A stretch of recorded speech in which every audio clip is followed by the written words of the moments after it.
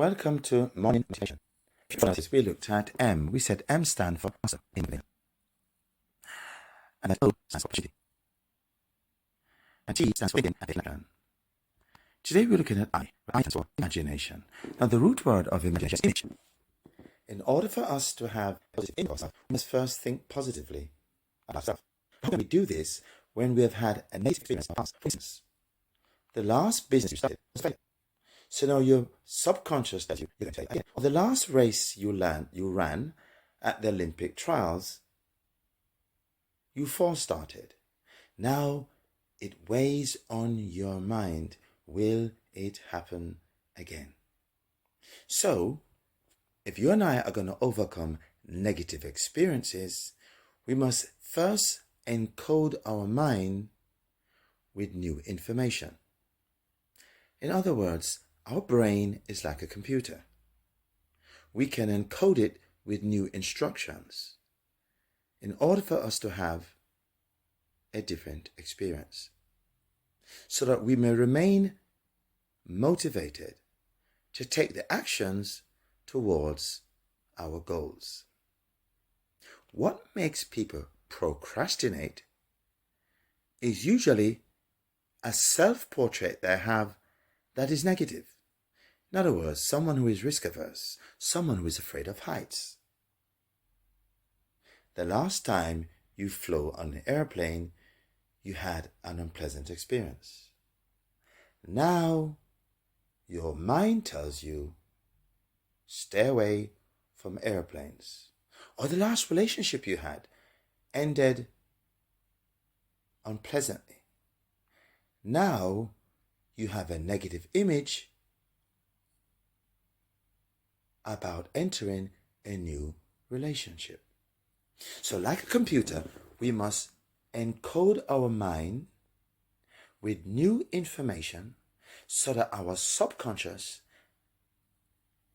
can begin to carry through thoughts that make our imaginations positive. Our imagination is the center of our thinking.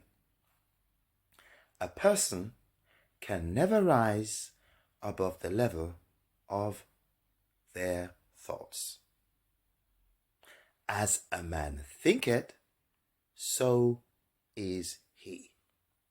However, like a painter on a canvas, we can paint a new scenery. We can encode our imagination with a new set of reality. There are 8 different types of imagination. Today, we're simply going to focus on the subconscious mind.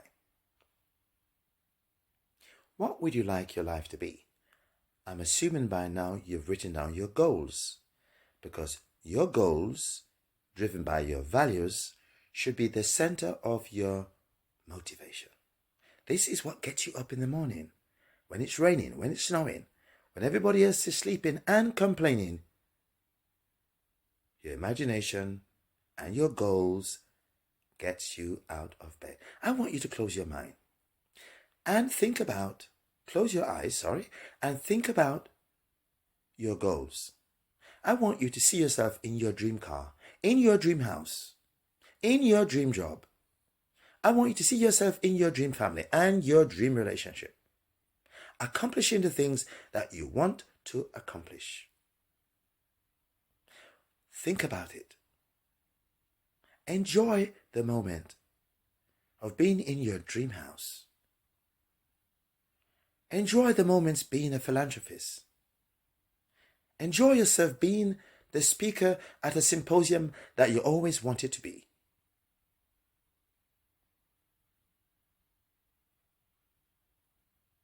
Take a moment, take a deep breath to enjoy the moment of your thoughts.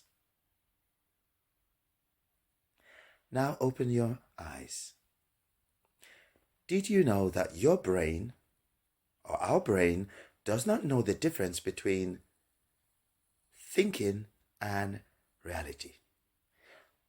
This is what makes our brain an absolute amazing canvas for writing the new vision of our life. we can think and change our life. There's an awesome book written by Napoleon Hill entitled Think and Grow Rich, a master classic business book and a book of all time that has helped numerous multinationals and salespeople master their craft. If you and I must accomplish our goals and our vision and our destiny, we must have positive thoughts. There's a statement in psychology that says, people often see people the way they are. Think about that for a moment.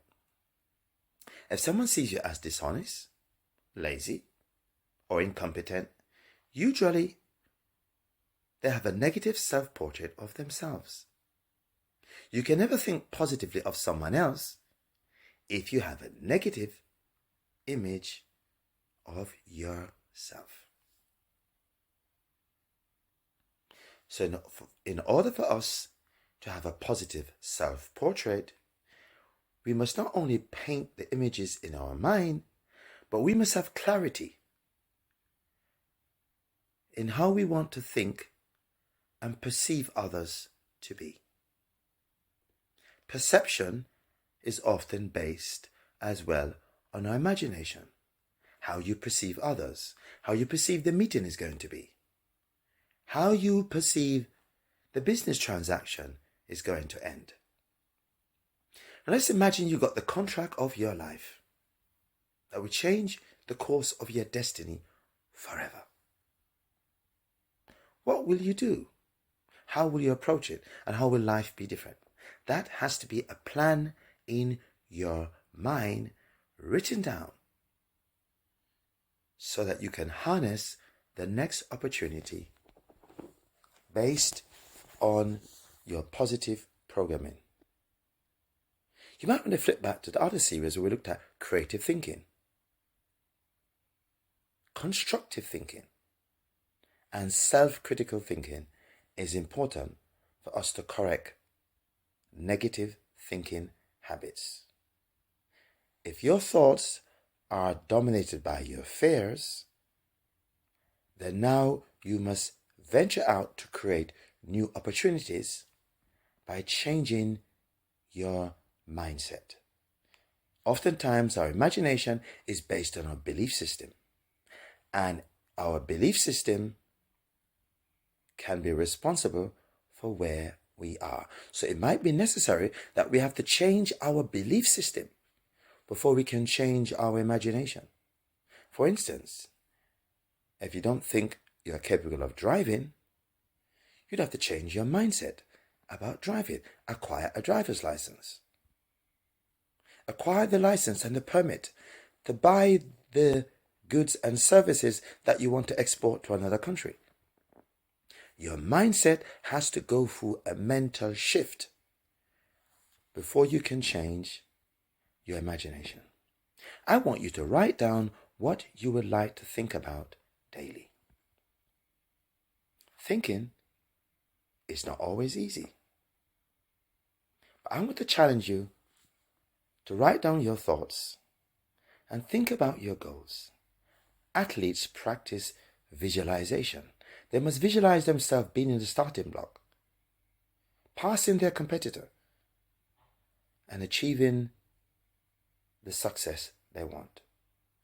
You and I have to do the same, so that every morning we can be motivated in the era of our dreams. So I want you to stay motivated. Thank you for listening.